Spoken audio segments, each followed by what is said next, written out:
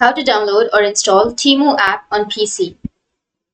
So if you want to download and install Temu app on PC, then what you need to do is you just need to simply go with your browser. Once you're under your browser, now you need to search for Temu and then make sure to log into your account. Go with the first search, www.temu.com, and log into your account. Now, once you've logged in, what you need to do is just go with the upper right, which has that three dots icon, and then here you will have more tools. Go with more tools, and here you will have create shortcut option. But if you don't have create shortcut under your more tools, then you can go with cast, save, and share, and here you will have create shortcut or install Temu.